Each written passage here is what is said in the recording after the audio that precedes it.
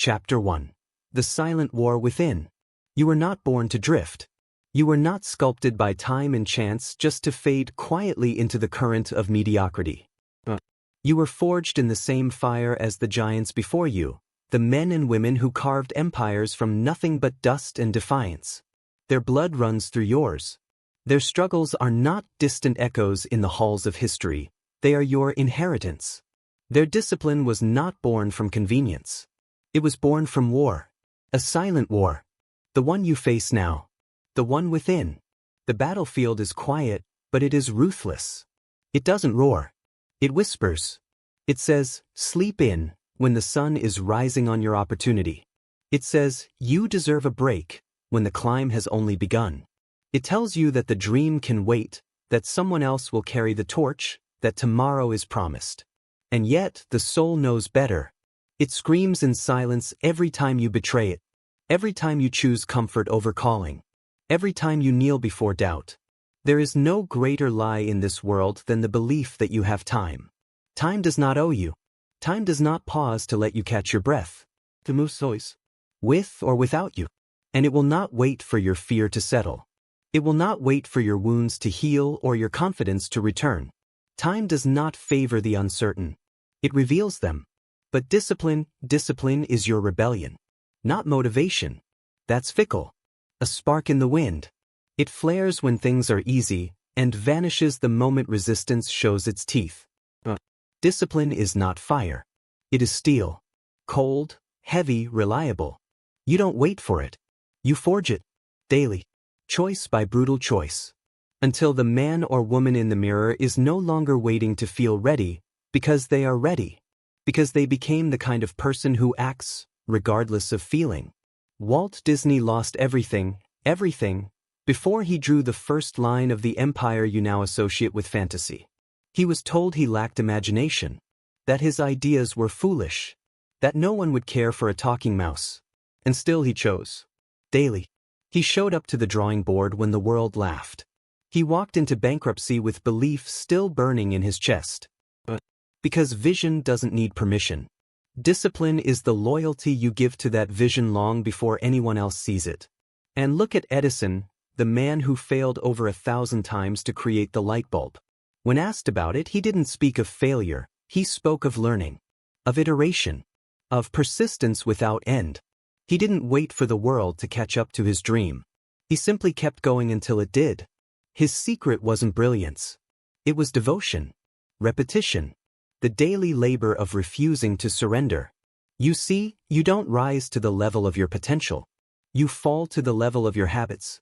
And your habits are the quiet rituals you carry into each day. The alarm you don't snooze. The workout you don't skip. The task you complete when no one is watching. That's where it begins, not in the arena, but in the shadows. Before Carnegie built his empire of steel, he swept office floors. He read by candlelight. He studied economics while his hands were calloused with labor. His success wasn't divine luck. It was a result of thousands of invisible days filled with invisible choices. Discipline wasn't what he had, it's what he became. Let me be clear, you are not owed your potential. You must earn it. You must chase it down like prey in the wild. And that chase begins when the excuses end. When you stop blaming the world for not understanding your path and start walking it anyway. When you realize the enemy is not out there, it's in here. It's the part of you that flinches at difficulty, that hesitates at the edge of greatness. But make no mistake, discipline is not about becoming robotic. It is not cold or heartless. True discipline is love. Love for your future self. Love for your craft. Love for the people who depend on your excellence. Every choice you make in silence sends ripples through time. Every repetition, every sacrifice, every early morning and late night is not lost. It is stored. It compounds. And one day it will break through. The world will call you lucky. But they won't see the mornings you bled for it. The nights you went without. The voices you silenced. They won't see the years of obscurity, of self-doubt, of grinding beneath the surface while the world kept scrolling. But you will know. And that knowing, that sacred, internal knowing, is more valuable than applause. Because you won't need their validation. You will have something greater, self-respect. You want transformation? Then stop bargaining with the weak version of yourself. Stop negotiating with your comfort zone. It is not your friend, it is your prison. And you hold the key. Every day. Every morning. Every moment you wake up with breath in your lungs is another chance to turn the key. To choose the path of becoming instead of the path of surviving. There are no shortcuts. There are no hacks. There is only the work. There is only the grind. The deliberate sacrifice of today for the glory of tomorrow. And the sooner you embrace that, the sooner life will begin to move for you. Not because it's easier, but because you became stronger. There will be days when your mind begs you to quit. When your body aches. When the voice of doubt becomes thunderous. And on those days, remember this. Discipline is not the absence of struggle. It is the triumph over it. This is the root. This is the beginning. This is the forge where greatness is hammered into existence. You are not a slave to your impulses. You are not at the mercy of laziness or fear. You are a creator, a builder, a warrior in the quiet. And with every disciplined act, you send a signal, not just to the world, but to yourself. I will not be broken. I will not be delayed. I am coming, and nothing will stop me. Chapter 2, Mindset, the Architecture of Becoming. There comes a moment in every life when the mirror becomes more than glass. When the reflection looking back at you demands more than surface. When you're no longer asking, what do I want? But, who must I become to deserve it? That's the question that separates those who dabble from those who dominate. That's where mindset begins, not as a slogan, not as a trend, but as the bedrock of everything you will build from this day forward. Mindset is not an attitude. It is an operating system. And like any system, it must be programmed, upgraded, protected, and fed with precision. The world around you will tell you that circumstances shape destiny, that environment dictates performance, that your past chains you to your potential, but that's not truth, that's narrative. And narratives are written by those brave enough to reject what they're given and create what they need. Look at Abraham Lincoln.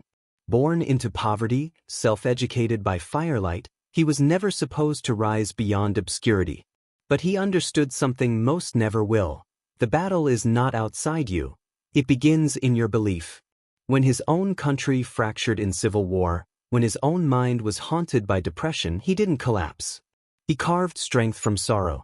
He chose purpose over pain. And that choice, again and again, shaped a mind strong enough to carry a divided nation. Your mindset is your internal compass. It tells you whether to endure, to pivot, to fight, or to retreat. But here's the truth they don't teach in schools. Most people aren't lost because they lack direction. They're lost because they refuse to take ownership of the map. They wait for clarity before moving. But clarity doesn't come from thinking. It comes from motion, from effort, from stepping into the unknown and trusting that you will figure it out before it swallows you. Every champion you admire, from Elon Musk to Steve Jobs, from Kobe Bryant to Michael Jordan, was not born with extraordinary vision. They built it. They trained it. They rewired their minds to see what others missed. And they paid for that ability in hours no one counted, in sacrifices no one clapped for, in repetitions that looked insane to everyone else. Because the goal was never to appear confident. It was to become unshakable. The mind is not a glass to be filled.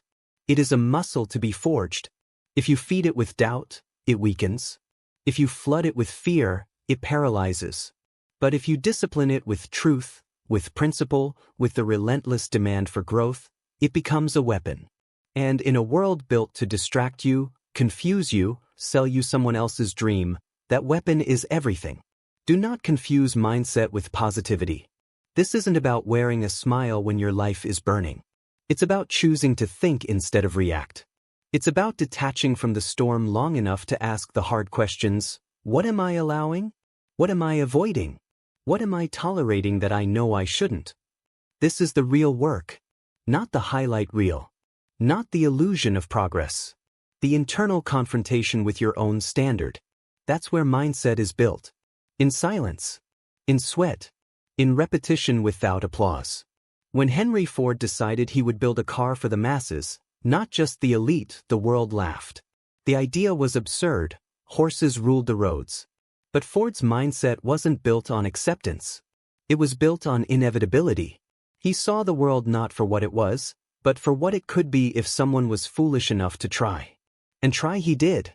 Thousands of times. Against industrialists, economists, even his own engineers.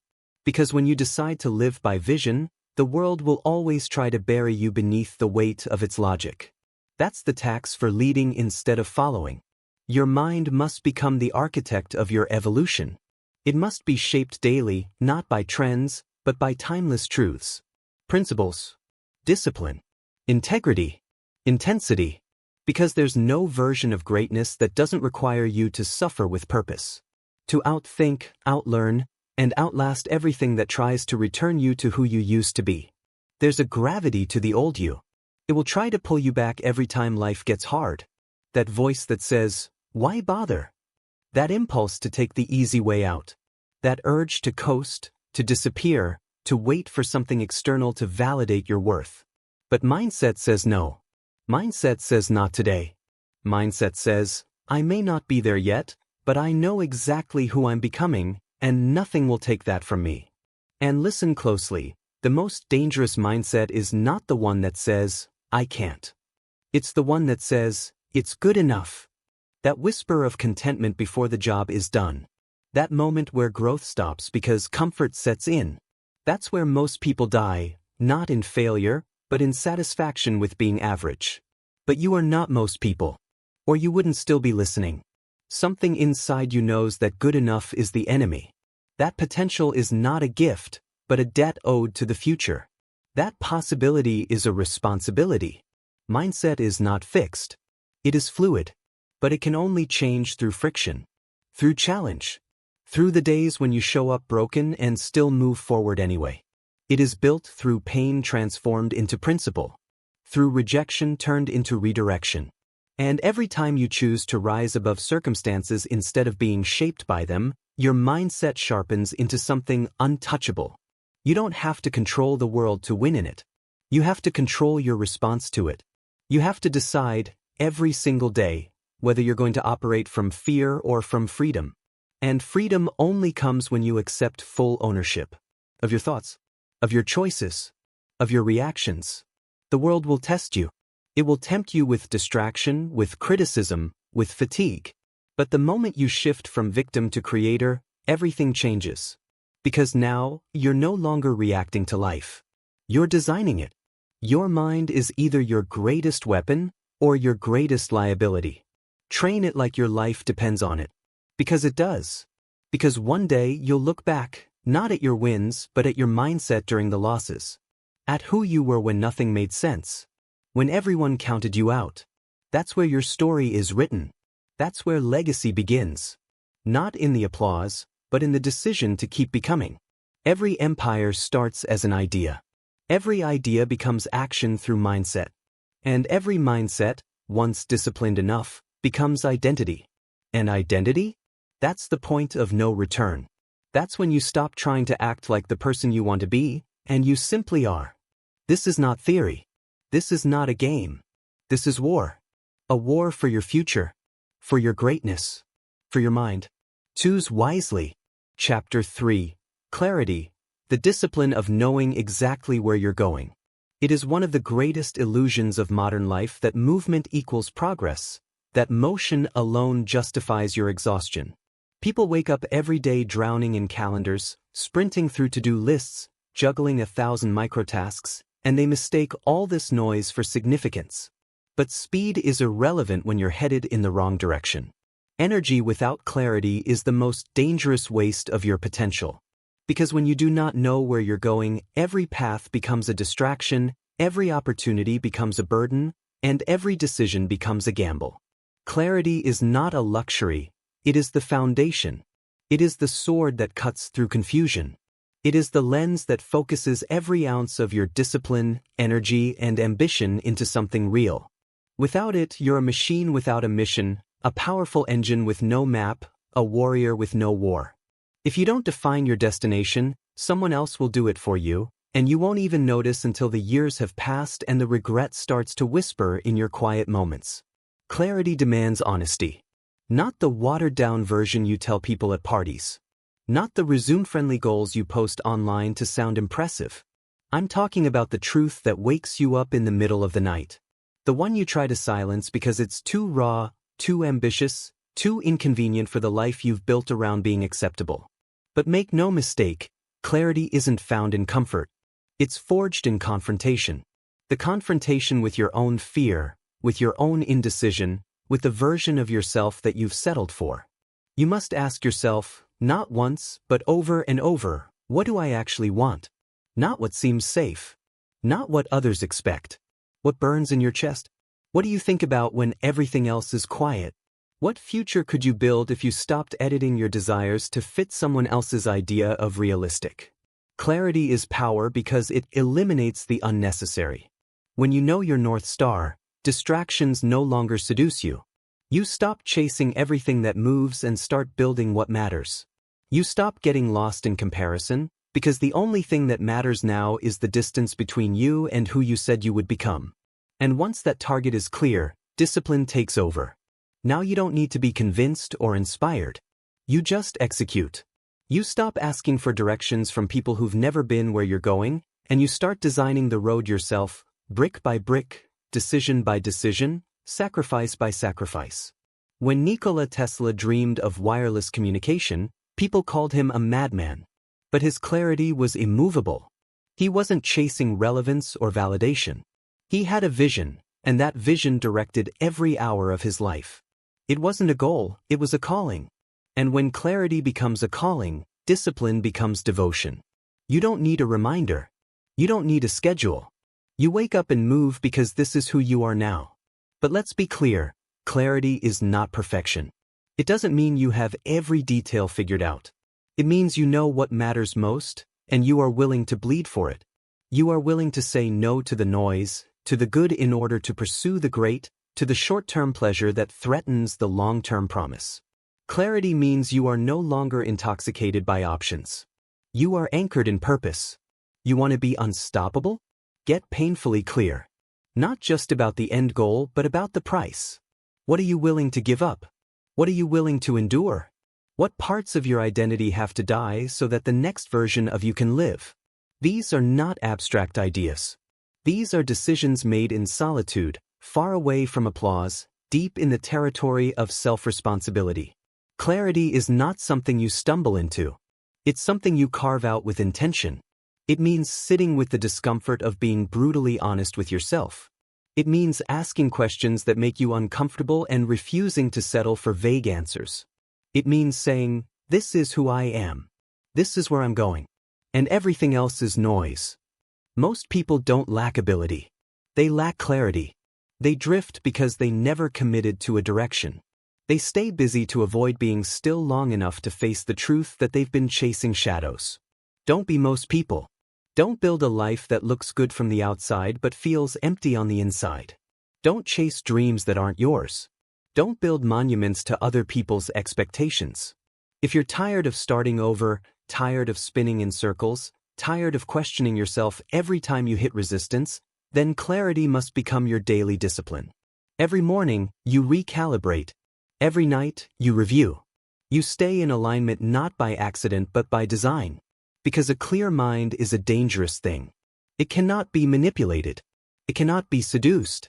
It is focused, ruthless, and free. Look at the greats, Martin Luther King Jr., whose clarity of purpose moved mountains of injustice. His speeches weren't powerful because they were eloquent. They were powerful because they were aimed. He wasn't trying to please everyone. He was demanding something specific. And because his vision was precise, his impact was permanent. In your life, you will be offered 1,000 exits from the path. Some will come wrapped in praise. Others will come disguised as failure. The only thing that will keep you centered is clarity. Without it, your yes means nothing. Without it, your ambition is scattered and easily broken. But with it, you become inevitable. This is the real discipline. Not just doing the work, but doing the right work.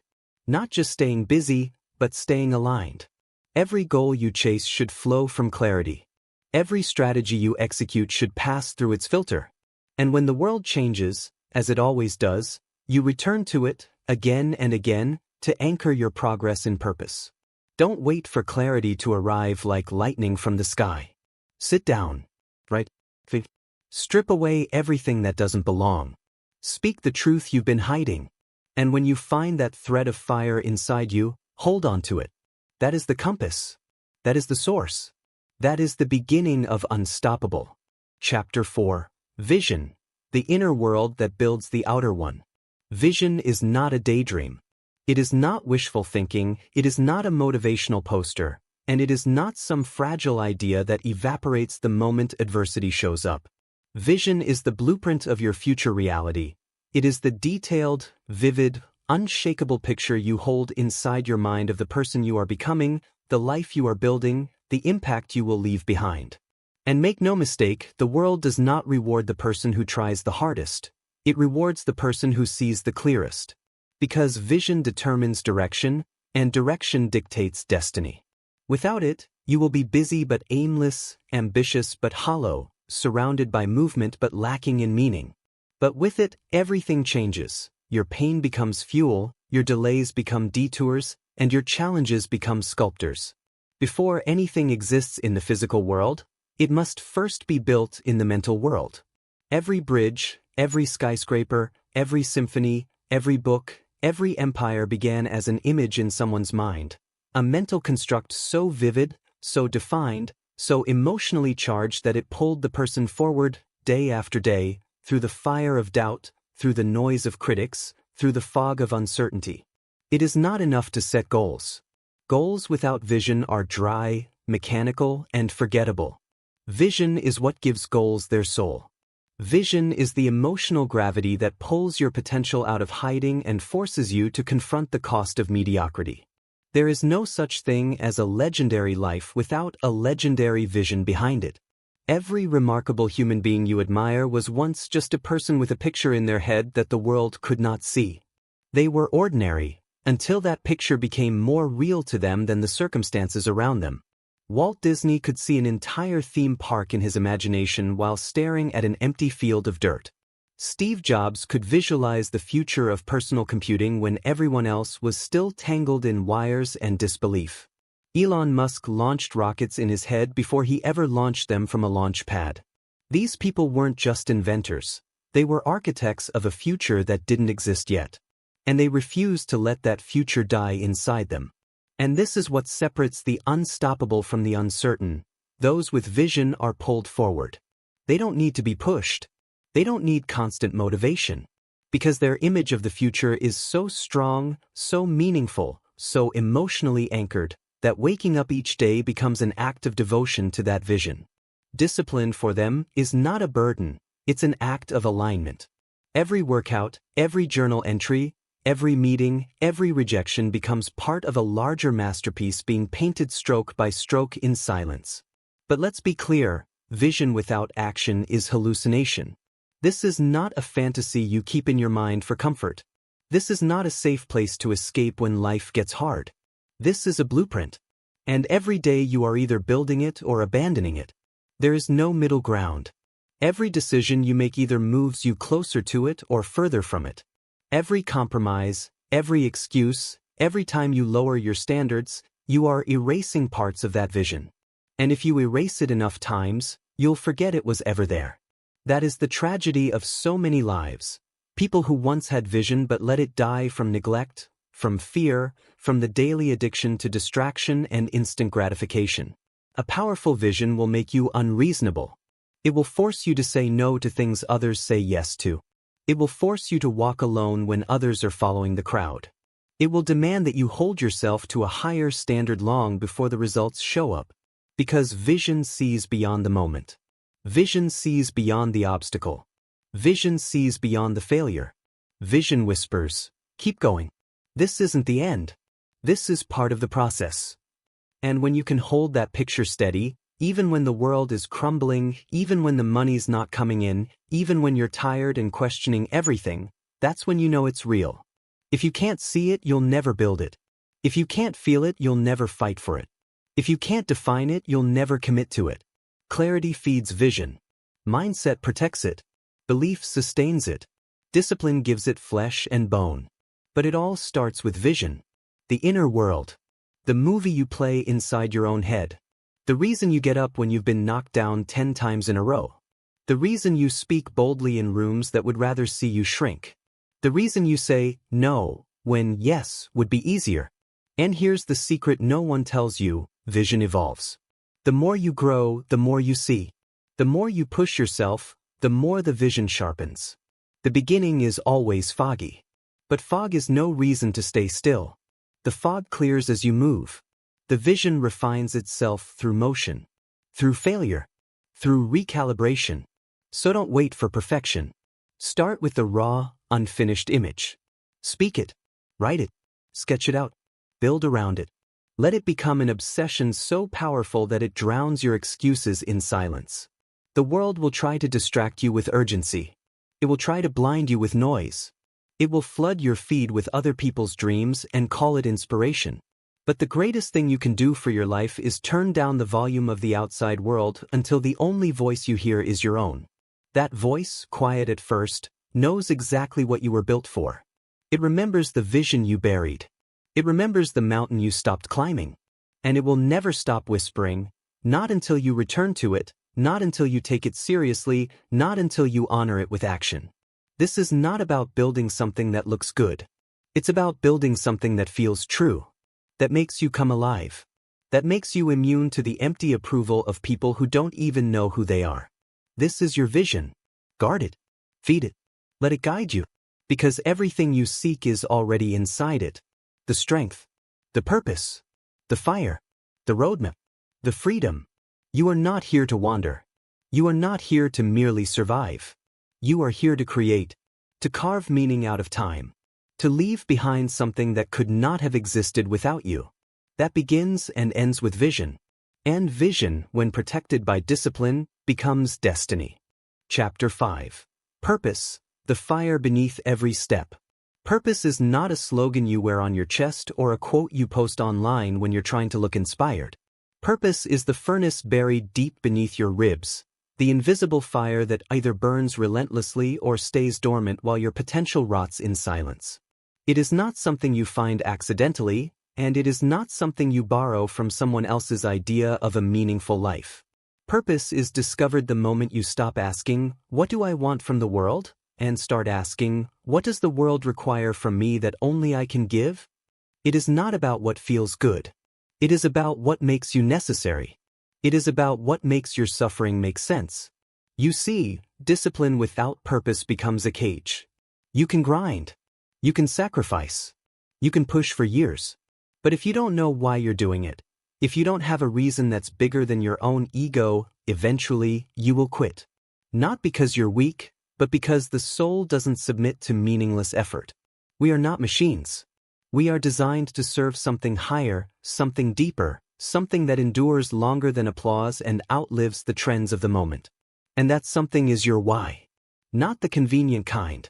Not the corporate kind. But the kind that rips you out of bed when you've been knocked to the floor, the kind that gives your pain a name and your work a heartbeat. The truth is, many people walk this earth with talent, with intelligence, with charm, with charisma, but without purpose, all of it dissolves in the wind the moment pressure arrives. It doesn't matter how gifted you are. If you don't know why you're building, then when the storm hits, when the spotlight dims, when no one's watching and there's no reward in sight, you will drift. You will break. Because you weren't anchored. But purpose is the anchor. Purpose is the vow that keeps you steady when everything else feels unstable. Look at the ones who changed history. Frederick Douglass didn't fight to escape slavery just for himself. He carried the weight of an entire people's freedom in his chest. That purpose made him resilient beyond reason. It made him risk everything not once, but again and again.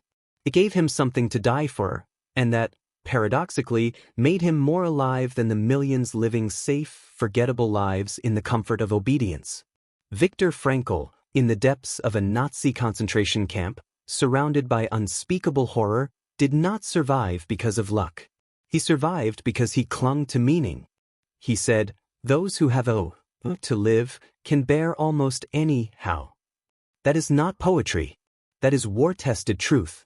When you are driven by something that matters deeply enough, You become unstoppable not because the path becomes easier, but because you become willing to endure anything to walk it. And yet in today's world, we are drowning in distraction, numbing ourselves with busyness, confusing being overwhelmed with being important, chasing dopamine instead of destiny, and calling it a lifestyle. Purpose doesn't scream. It doesn't shout for attention. It whispers. And if your life is too loud, you'll never hear it. That's why the greatest threat to your purpose isn't failure, it's noise. It's comfort. It's the inertia of a life lived on autopilot. It's scrolling for hours and calling it research. It's being endlessly available to everything and everyone but yourself. Purpose begins in solitude. It begins the moment you stop running from the question, what am I really here for? Not what pays the bills. Not what looks impressive.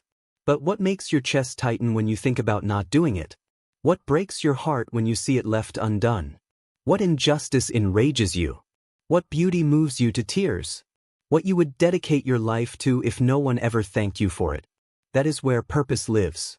And when you find it, you'll know, not because it makes you feel good, but because it makes you feel awake. Awake in a way that entertainment never could. Awake in a way that pleasure never sustains. The moment you attach your discipline to purpose, everything you do takes on a different weight. Waking up early isn't about productivity, it's about showing up to serve the reason you exist. Saying no to distractions isn't about being efficient, it's about protecting the fire that keeps you alive. Working on your craft late into the night isn't about hustle culture, it's about reverence for the gift you were entrusted with. That's the shift.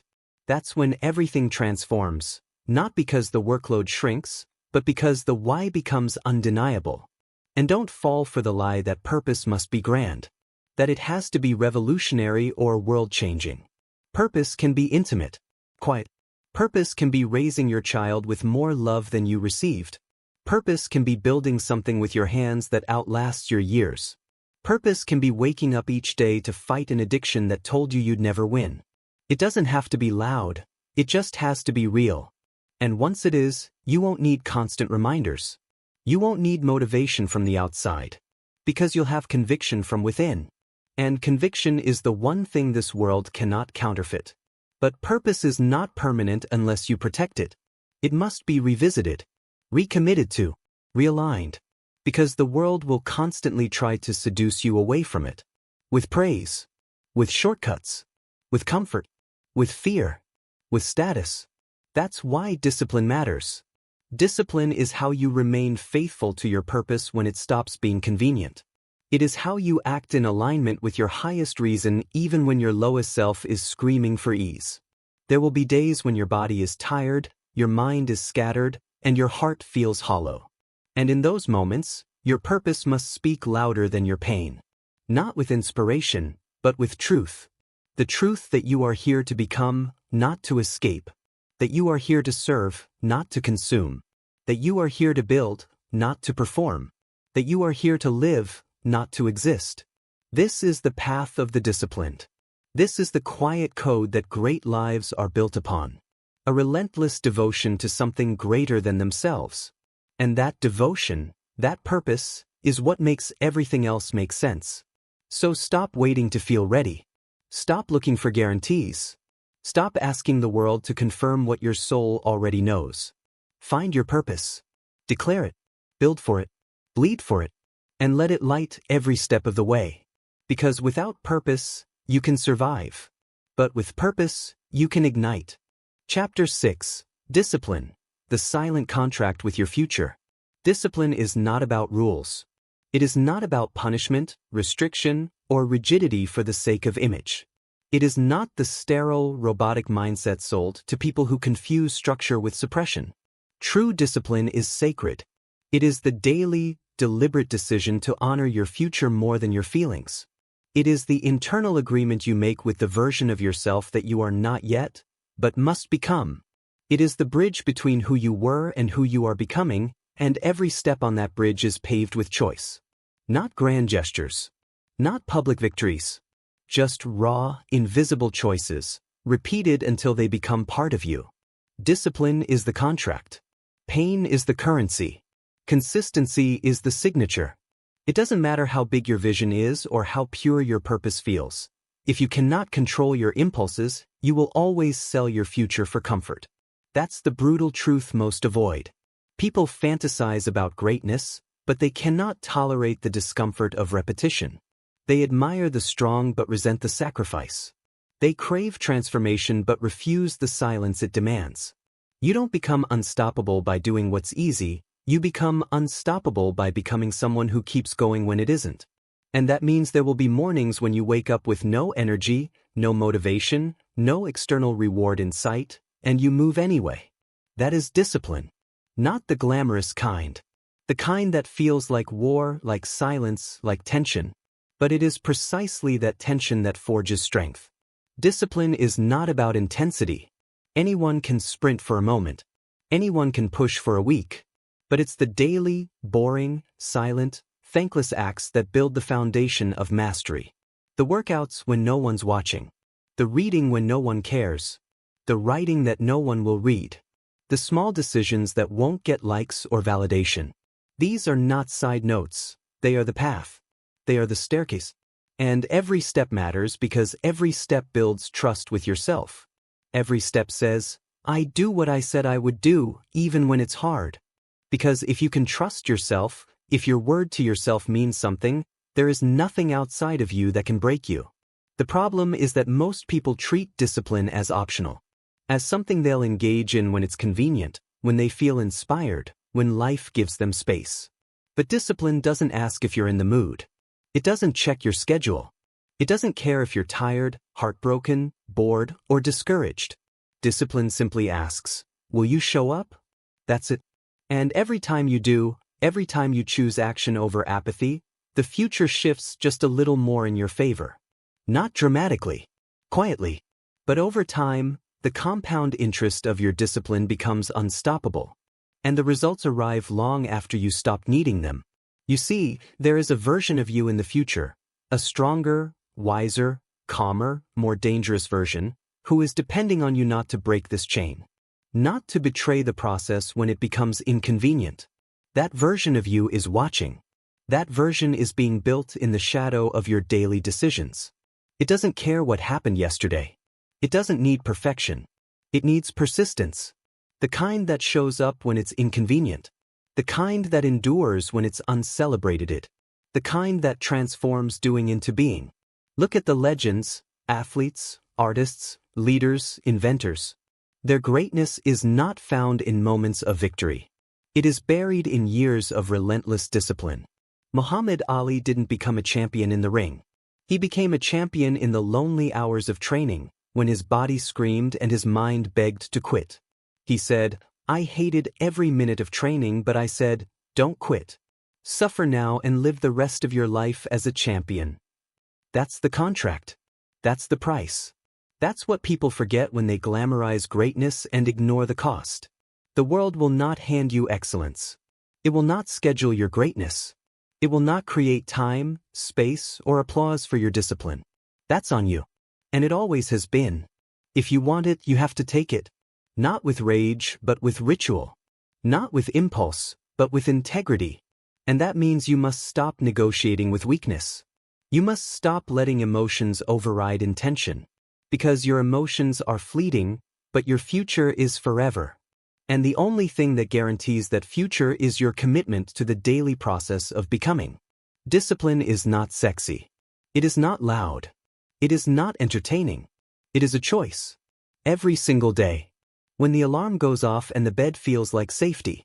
When the schedule is full and the work feels endless. When the motivation is gone and the dream feels distant.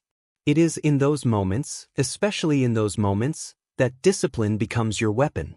It becomes your identity, because it is easy to move when everything aligns. But when nothing aligns, when it's hard, when you're alone, when no one believes in you, that's when the decision matters most. And don't confuse consistency with rigidity. Discipline is not about never adjusting. It's about never abandoning. You can pivot without quitting. You can rest without surrendering. You can adapt the plan without abandoning the purpose. Flexibility is strength, but only when anchored by unwavering commitment. And that's what discipline gives you, the ability to bend without breaking, to suffer without self-destruction, to endure without losing your soul. Every person who's ever built something timeless was once an ordinary person who decided to keep their word to themselves. That's it. That's the whole story. Not brilliance, not luck, not timing.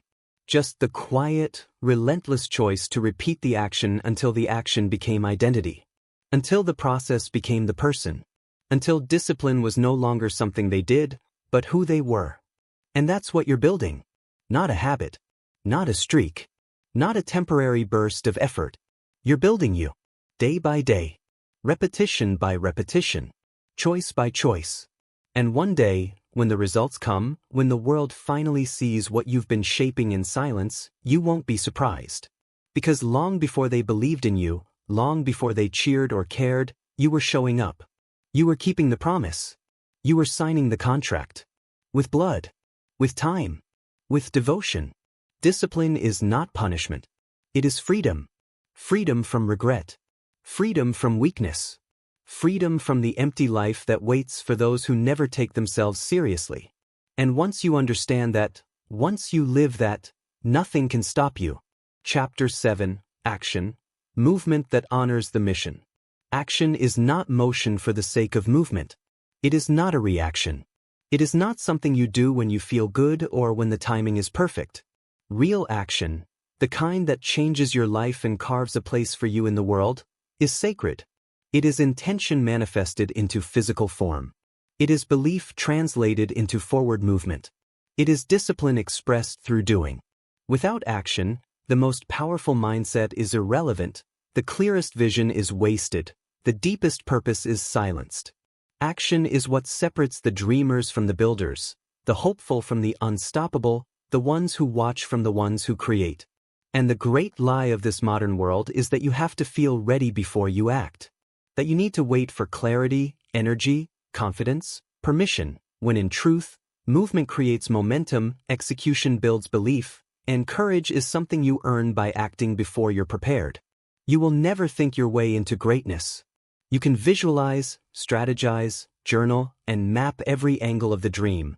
But if you don't move, if you don't act, if you don't build something real, your potential stays locked inside you.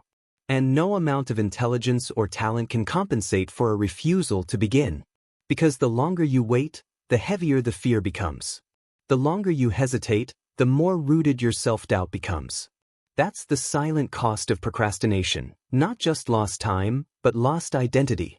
Because every time you choose comfort over action, you reinforce the belief that you are not ready, not capable, not worthy. And every time you move, even imperfectly, you teach yourself that your life is under your control.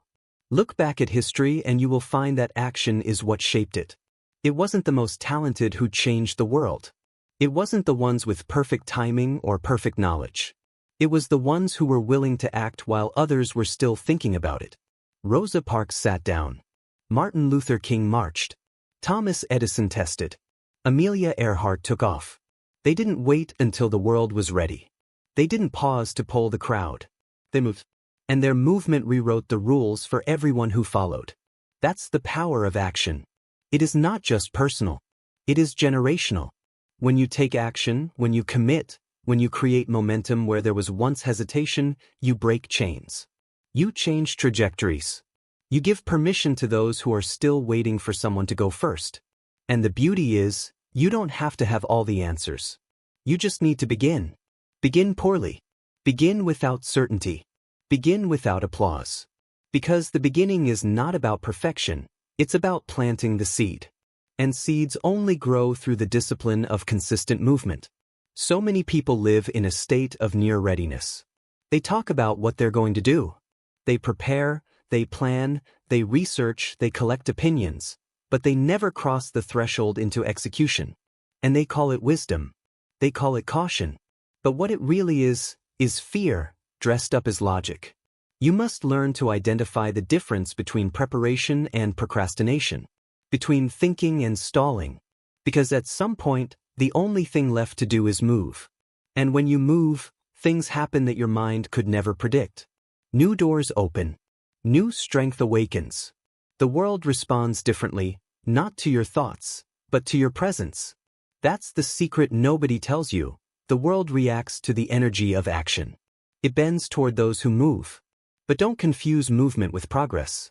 Not all action is created equal. There's busy work, and then there's meaningful movement.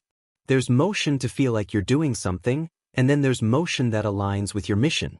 True action is strategic, intentional, rooted in purpose and driven by vision. It's not random. It's not reactive. It's not noise. It's targeted. It's precise. And yes, it can still be messy, but even mess, when aligned with purpose, creates momentum. And understand this, the beginning will be hard. There will be resistance. There will be friction. There will be days when the effort feels disproportionate to the reward. But that's not failure. That's the physics of becoming. That's the cost of building something real in a world that thrives on the fake. You have to be willing to be bad before you're good, unknown before you're respected, consistent before you're celebrated. Because mastery is born from motion, not from contemplation. Every hour you spend moving forward, even if it feels small, is a strike against the inertia that has kept you stuck. When people say, "I'm stuck," what they really mean is, "I haven't acted." Because the second you do, whether it's making the call, writing the page, lifting the weight, launching the project, you change something fundamental inside you. You shift from potential to power, from theory to reality, from waiting to creating. And that shift is what separates those who talk from those who lead. And yes, action comes with risk. You will make mistakes. You will embarrass yourself. You will fail in ways you didn't anticipate. But the cost of inaction is always greater. Because failure through action teaches you. It strengthens you.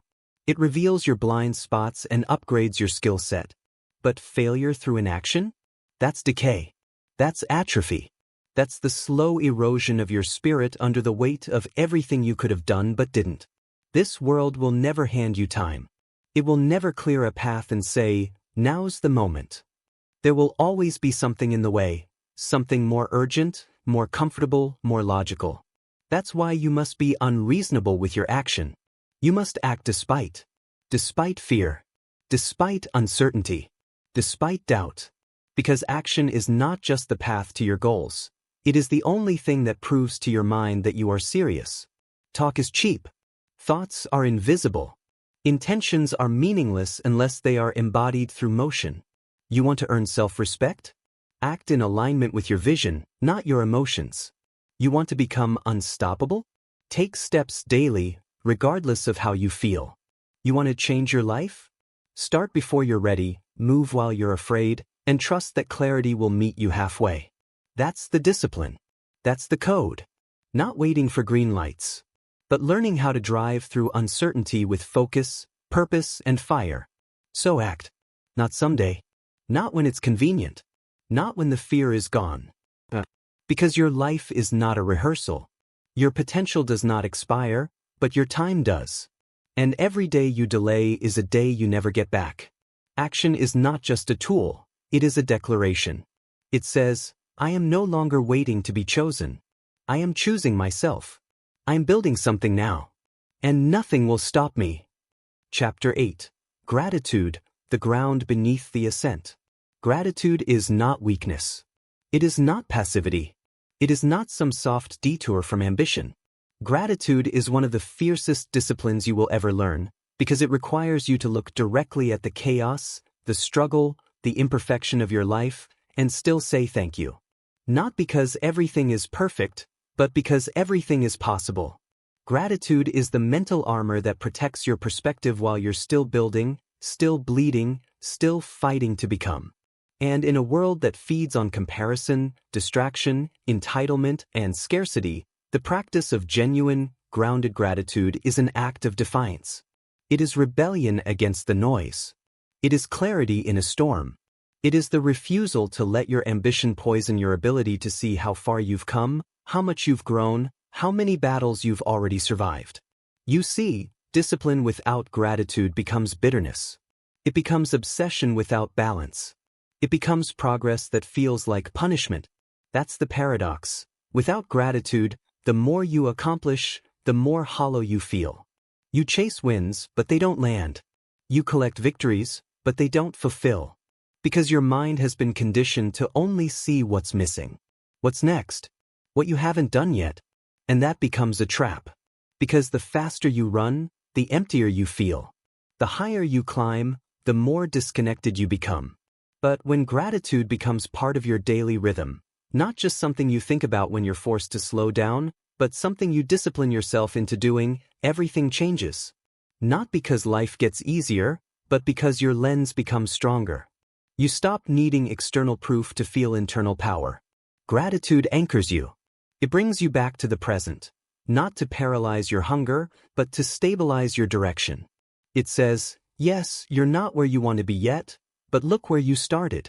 Look at who you've become in the process. Look at what you've endured without quitting. Look at the strength you didn't know you had until you had no other choice but to use it. Gratitude forces you to slow down enough to see that the storm you're in now was once the dream you prayed for. That the pressure you feel now was once the opportunity you thought you'd never get. It reminds you that discomfort is not punishment. It is confirmation that you are still in motion. The mind loves to lie. It loves to tell you that you're behind, that you're not doing enough, that everyone else has it figured out. But gratitude doesn't speak to the lie, it silences it. Because when you start from appreciation, your energy is clean. Your effort is not poisoned by desperation or fear. You move from strength, not scarcity. You operate from overflow, not depletion. That is the shift that separates the chaotic grinder from the grounded warrior. The grounded warrior still works, still climbs, still pushes, but they don't hate the process. They're not angry at the journey. They don't see the climb as suffering. They see it as sacred. There's a reason the most powerful people in the world start their day not with emails or strategy or stimulation, but with silence, breath, reflection. Because they understand something most never learn until it's too late. Achievement without gratitude is a formula for misery. But gratitude without action is just passivity. You need both. You need the fire to move and the grounding to stay human while you move. You need to hunger for the next mountain, while still being deeply aware of the miracle of this one. And let's be honest, gratitude is hardest when you feel like you have the least to be thankful for. When you're losing. When the money isn't there. When the vision feels blurry. When the grind feels endless and unrewarded. That's when most people abandon gratitude, because they've mistaken it for comfort instead of seeing it as strategy. But this is the truth. Gratitude is how you stop the bleeding. It's how you reset. It's how you stabilize your inner world when the outer world is falling apart. It doesn't erase the challenge, it reframes it. It doesn't remove the pain, it reminds you of your power in it. Because life is not always fair. It's not always linear. You will be tested. You will be misunderstood. You will lose people. You will fail at things you thought were certain. You will take losses you never saw coming. But if you can still find something to be grateful for, even in that, if you can still say, I'm not where I want to be, but I am still here, I am still breathing, I am still fighting, then you cannot be broken. Because gratitude gives you the one thing no external system can deliver, resilience of the soul. And don't let this be confused with toxic positivity or denial of hardship. You are allowed to feel everything. You are allowed to get angry, to feel fear, to grieve, to rage, to be exhausted. But beneath all of that, train yourself to return to center, to return to perspective, to see that if you're still here, you still have power. If you're still breathing, you still have a role to play. Gratitude is not a denial of pain. It is a refusal to let pain define the meaning of your life. And here's the truth most people run from. If you're not grateful for what you have now, you will not be grateful for what comes next. Because gratitude is not about circumstance, it is about awareness. You can have everything and feel empty. Or you can have little and feel full. It's not the world that makes the difference, it's your focus. It's your decision. It's your discipline. The ones who last are not the ones who never struggle. They're the ones who learn to find meaning in the struggle. They're the ones who learn to find beauty in the becoming. They don't just count their wins, they count their lessons. They don't just chase more, they protect what already matters. They fight like hell to reach the summit, but they never forget to feel the ground beneath their feet. So, Practice gratitude like your life depends on it. Because in many ways, it does.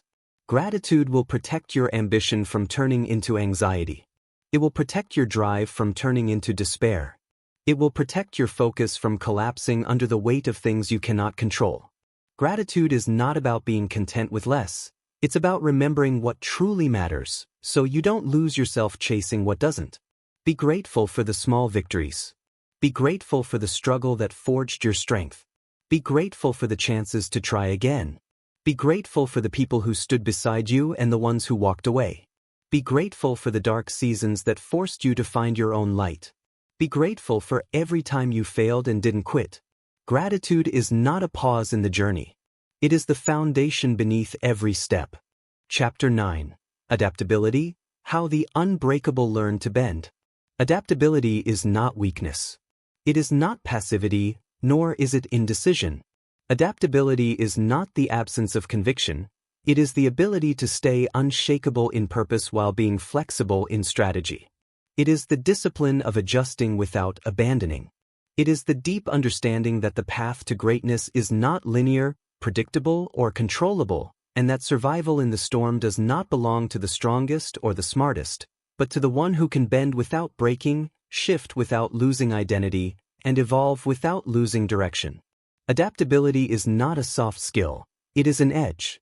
It is the trait that has separated every enduring leader, every resilient builder, every champion who has lasted longer than a single season of success. Because anyone can be disciplined when the world fits their plan, but true power belongs to those who continue to move when everything has changed and nothing feels familiar. The world around you is not stable, it never was. Your plans will fail. Your timelines will crumble. The people you count on will leave. The economy will shift. The rules will be rewritten. And you will either resist that change and break against it, or you will absorb the shock and rise from it. Resistance to reality is a subtle form of self-destruction. It's the belief that if you just hold your breath long enough, things will go back to how they were. But adaptability doesn't wait. It moves. It listens. It learns. It recalibrates in real time. It refuses to be defined by conditions. It refuses to be trapped by tradition. It keeps the mission in focus, but refuses to worship the method. This is the reason so many disciplined, talented people collapse when change arrives, because they mistake their routine for their identity. They cling to methods like life rafts, not realizing that sometimes you have to let the raft go so you can swim. You have to pivot without apology. You have to reinvent without shame. You have to be willing to outgrow your old self 100 times over and destroy your own plan if the plan no longer serves the outcome. That is the discipline of adaptability, killing your ego for the sake of the mission. Look at the people you admire most.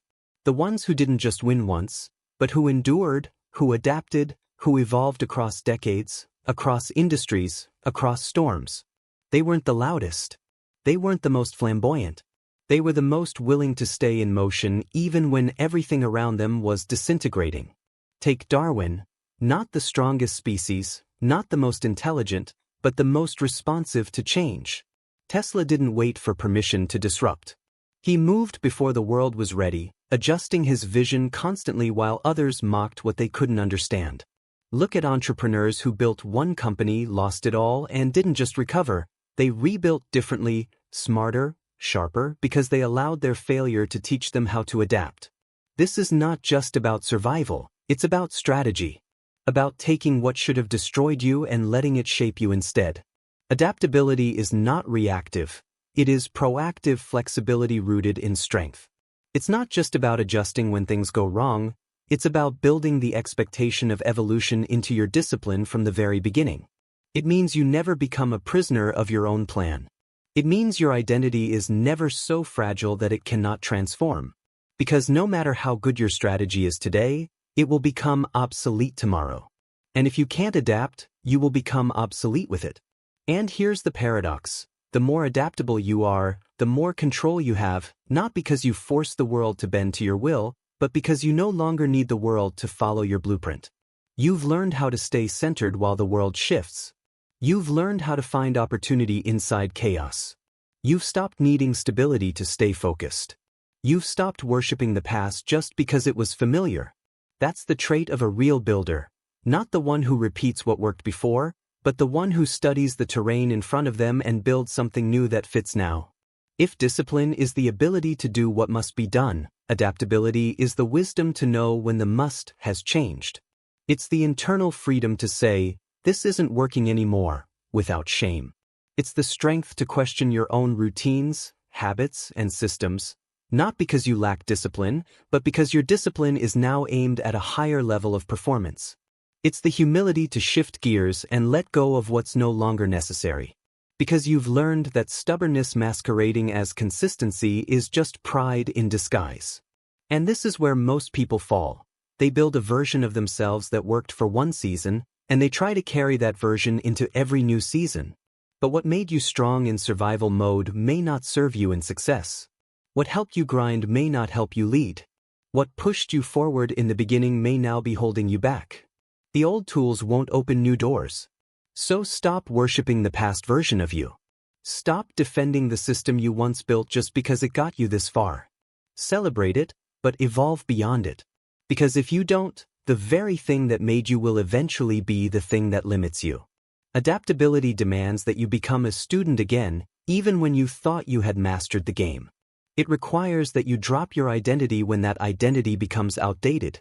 And most importantly, it requires that you stay humble enough to keep listening, learning, and adjusting, no matter how long you've been in the arena. Because the moment you think you've figured it all out is the moment you begin to fall. Let go of the fantasy that the path will be clear. Let go of the lie that your plan must remain untouched. Let go of the pressure to always have the answer. Your strength is not found in rigidity, it is revealed in your ability to realign without losing momentum. Adaptability is not a backup plan. It is the real plan. It is the survival code of the unstoppable. And if you train it, protect it, and combine it with the other disciplines, clarity, purpose, vision, action, resilience, then no change, no failure, no storm can break you. Because you have learned to bend. And the one who can bend cannot be broken. Chapter 10, Resilience, built in fire, proven in silence. Resilience is not how loudly you rise. It's how quietly you endure. It's the ability to keep going when everything inside you is begging to stop. It's the strength to hold the line when there's nothing left to prove, no reward in sight, no one watching, and no end in view. Resilience isn't about brute force. It's about spiritual gravity. It's what anchors you to your mission when the winds of life are trying to rip you away from it. It's what holds your identity in place when failure knocks, when plans collapse, when expectations dissolve, and when you are left face to face with the raw, unfiltered version of yourself, the one that can't hide behind performance or appearances. That is where resilience lives. Not in public, not in front of the crowd, but in the still, brutal hours when you're sitting in your own doubt, and you make the decision, again, to keep going anyway. Because here's the truth no one advertises: life will break you. Not once. Not metaphorically. Not gently. Life will push you past your limit, challenge your identity, take what you love, and dare you to rebuild. And if you are waiting for comfort, if you are waiting for fairness, if you are waiting for the world to apologize for being hard, you will die waiting. Resilience is not the absence of pain. It is the ability to walk through pain without allowing it to take the core of who you are. It's the moment you realize you may not have control over the storm, but you do have control over whether or not it changes your direction. Resilience is built in the dark, not in the spotlight. It's forged in the days that don't make sense, when the discipline feels like it's buying you nothing but silence. It's built in the heartbreaks that you think will break you permanently. It's built when the business fails, when the dream doesn't come on time, when you're misunderstood, betrayed, underestimated, pushed aside, forgotten, and still, you refuse to forget yourself. That's the real test. Can you still hold your own identity when the world takes away the title? Can you still show up when the reward isn't guaranteed? Can you still act with integrity when the outcome is unknown? Because resilience is not reactive, it's premeditated. It's a decision you make long before life demands it. Think about the people who changed the game. Not the ones who had a moment. Not the ones who went viral. The ones who endured. The ones who outlasted the trend, outlived the doubt, and kept building through the noise. Nelson Mandela spent 27 years in prison, not for a crime, but for a cause. And when he was finally released, he didn't emerge bitter, vengeful, or broken. He emerged with vision, leadership, grace, and conviction intact. Because resilience doesn't just survive adversity, it transforms inside it. It sharpens. It purifies. It matures. It becomes something holy. And those who carry it are never the same again. Resilience means you stop asking the world to go easy on you, and you start asking yourself to go deeper. You stop expecting smooth paths, and you start training for rocky ones. You stop chasing fairness, and you start chasing fortitude. Because when life burns your plan to the ground, you don't collapse. You build again. Better. Stronger. Not because it's easy, not because it's fair, but because the fire was never your enemy. It was your forge. And listen carefully. Resilience is not just about overcoming disaster.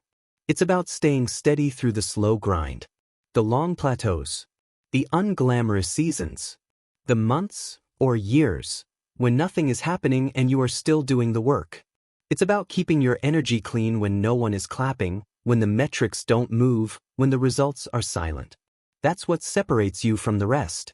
The ability to do what matters, not once, not briefly, but continuously. Not because it feels good, but because you made a promise to yourself and you are unwilling to betray it. That's the mark of the resilient, the unbreakable loyalty to your future, even when the present is offering no comfort. And this is where most people fall off. Not in the fire, but in the quiet. Not when things explode, but when things stall. Because boredom breaks more dreams than failure ever will. But those with resilience, they keep building when it's boring. They keep training when it's tedious. They keep showing up when it makes no sense to others. Because they know that consistency is not glamorous, it is foundational. And without that foundation, every success will crumble under pressure. You don't need to be fearless. You don't need to be perfect. You need to be relentless. You need to be so deeply rooted in your values, your purpose, your code, that no outcome can shake you off course. And when it does shake you, and it will, you don't pretend you're invincible. You bleed, but you don't quit. You scream, but you don't walk away. You fall, but you stand back up, slower maybe, but smarter, wiser, sharper, more dangerous because you now know exactly what pain costs and exactly how much you can take. Because resilience isn't about being hard all the time, it's about being whole. It's not about closing your heart to pain, it's about refusing to let pain make your heart smaller. The resilient don't avoid the storm. They become it. They don't fear failure. They collect it. They don't pray for the path to be easier. They train for the path exactly as it is. And in that mindset they find peace. Not comfort, but clarity. Because when you know that you can take the hit and keep going, nothing owns you. Not rejection. Not failure. Not loss. Not uncertainty. You've taken the worst it had to offer, and you're still here. Maybe scarred. Maybe tired. But standing. Focused. Alive. So if you're walking through fire right now, don't rush out of it. Let it teach you. Let it refine you. Let it show you who you are beneath the layers. And when it passes, and it will, you won't just be stronger. You'll be unshakable. Because resilience doesn't come from books, or talks, or inspiration. It comes from surviving the moments that were meant to break you, and realizing that you are made of something more. Chapter 11. Learning, evolving by design, not by accident. Learning is not something you graduate from. It is not something you finish. It is not a chapter of your life. It is your life. The moment you stop learning is the moment your evolution halts. And the tragedy is that most people confuse education with growth. They think because they once passed a test, earned a degree, or sat in a room full of instruction, that they've already acquired what they need. But true learning doesn't come from credentials. It doesn't come from accumulation of facts. It comes from a relentless hunger to understand more deeply, to question more honestly, to expand more intentionally. Learning, real learning, is not a phase, it is a posture. It's the posture of humility, of curiosity, of surrender to the fact that no matter how much you know, there is always more you don't. It's how you grow without drifting. It's how you change without losing direction. And it's how you sharpen your edge in a world that dulls the mind with distraction and superficial noise. You cannot be disciplined without being a learner. Because discipline isn't about repeating the same thing endlessly. It's about refining your approach until mastery is inevitable. And that refinement only happens through the brutal, ego-breaking work of learning from reality. From failure. From feedback. From discomfort. From consequences. That's the curriculum no one teaches you. Life is not here to reward the confident. It's here to reveal the prepared. And preparation is a function of how well you've learned, not just what to do when things go right, but how to think when everything goes sideways. You have to become addicted to growth. Addicted to insight. Addicted to progress. Not the kind you post, but the kind that rewires your mind. You have to fall in love with confronting your blind spots. You have to train yourself to get excited when you're wrong, not because failure is fun, but because it's full of data. It's full of direction. It's full of the clues you can't afford to ignore. The problem is, most people seek information to confirm what they already believe. But the ones who rise, the ones who build something real, seek information that challenges them, that forces them to adjust, that burns the laziness out of their logic. Because they know that only pain sharpens principle. Only friction forces evolution. Only truth, unfiltered, uncomfortable truth, can separate the amateur from the artist, the dabbler from the master, the tourist from the builder. You can't grow if you always need to be right. You can't evolve if your identity is married to your current way of thinking. You can't lead if you're afraid to learn. Every new level of your life will require a more refined version of your mind. And that refinement doesn't happen by accident. You don't stumble into wisdom. You don't trip over insight. You build it, brick by brick, lesson by lesson, by making learning part of your discipline. Not something you do when it's convenient, but something you pursue when it's hardest. Because the moments you least want to reflect are the ones you most need to. When you fail. When you feel rejected. When you fall short. That is not the time to shut down. That is the time to wake up. To analyze. To extract the lesson. To get better in ways that comfort never would have taught you. And yes, learning costs.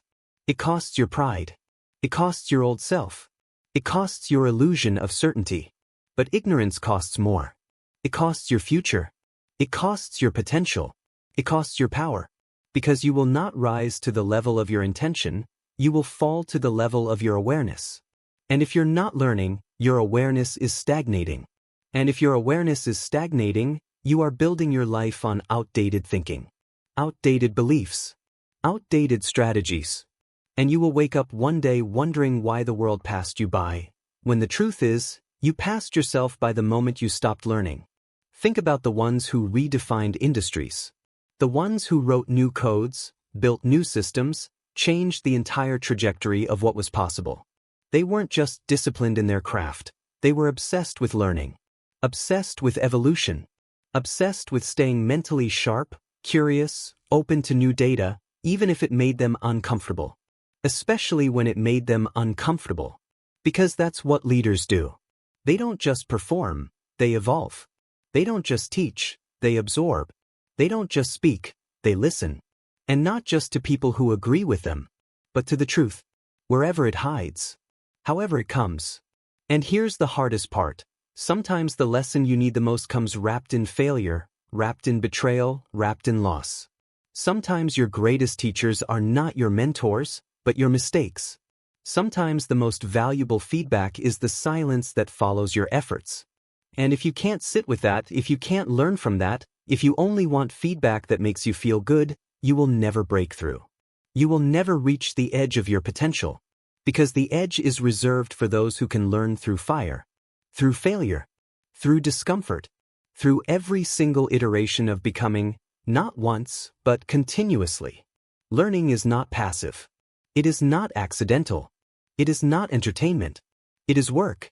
Intellectual, emotional, spiritual work. It's reading when no one tells you to. It's asking questions even when you risk sounding naive. It's studying the moves of people who've done what you're trying to do, not to copy them, but to understand their thinking, their frameworks, their rhythms, It's taking notes not just from books, but from your own life. From your wins. From your losses. From the patterns that repeat until you finally pay attention. That's the curriculum. That's the real education. And in that process, the disciplined evolve. They outgrow their old excuses. They shed the skin of who they were. They learn how to adapt, how to lead, how to build, not from theory, but from practice. Because the ones who keep learning are the ones who keep leading. Not because they know it all, but because they know they don't. And that humility, that hunger, that internal demand for insight is what makes them lethal. So make learning your edge. Make it your daily ritual. Don't just consume, reflect. Don't just listen, apply. Don't just nod, change. Because the world isn't waiting for your knowledge. It's waiting for what you do with it. Chapter 12. Becoming, the unstoppable identity built by repetition.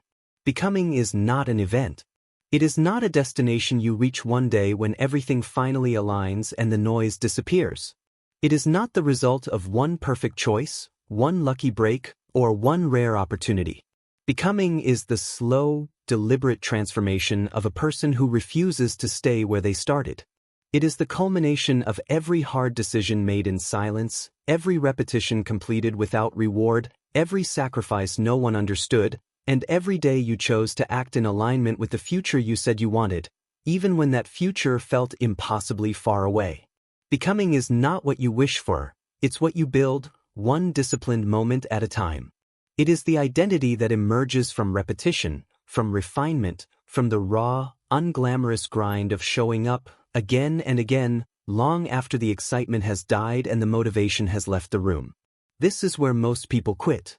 Not because they don't want it, not because they lack talent, but because they expect transformation to feel like inspiration. But becoming is not a feeling. It's a decision you remake every day. And it's not loud. It's not dramatic. It doesn't announce itself. It creeps in quietly as your choices start to stack up, as your actions become consistent, as your standard silently rises, and one day you realize you've changed. Not because you tried to impress the world, but because you refused to betray yourself. You kept showing up when it made no sense to keep showing up. You kept grinding when no one saw you. You kept saying no when comfort begged for a yes. And eventually, the process rewired you. You don't act disciplined, you are disciplined. You don't try to be focused, you are focused. You don't perform your values, you live them. The greatest lie is that transformation requires epiphany. What it really requires is consistency in the mundane. The meal you prep. The page you write. The alarm you honor. The task you finish. The workout you don't skip. These aren't just actions. They are bricks. And when laid down, day after day, in alignment with your highest standard, they form the structure of a life no one can take from you. Becoming is not sudden. It is cumulative. It is the natural outcome of discipline sustained long enough that it becomes identity. You stop chasing motivation and start trusting your rhythm. You stop obsessing over goals and start building systems that produce those goals on schedule. You stop needing to talk about who you want to be and start being it. And this is when you realize the most powerful thing in the world is not raw talent. It's not intelligence. It's not charisma. It's identity. Because when something becomes who you are, you no longer need to think about doing it. You do it because you don't know how to be anything else. And that's when you become dangerous. Because now the pressure doesn't break you. It clarifies you. The resistance doesn't stop you. It sharpens you. The distractions don't tempt you. They bore you. Because you've raised your internal standards so high that anything less than integrity feels foreign, and anything less than purpose feels like betrayal. The world can give you applause, money, titles, status, but none of that matters if you're still living out of alignment with who you were built to be. That's why becoming isn't about gaining more. It's about stripping away what's false, what's inherited, what's performative, what's borrowed. You let it burn. You let it fall away. Because the only thing that lasts is what was forged in the fire of repetition. The discipline you didn't skip. The code you didn't break. The promise you didn't abandon. You want to be unstoppable? Then stop thinking like someone who's trying. Start thinking like someone who is. You are not here to experiment with your potential.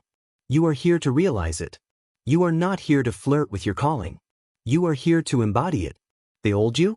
The one who needed motivation, who broke under pressure, who waited for conditions to be perfect, who let weakness lead the way.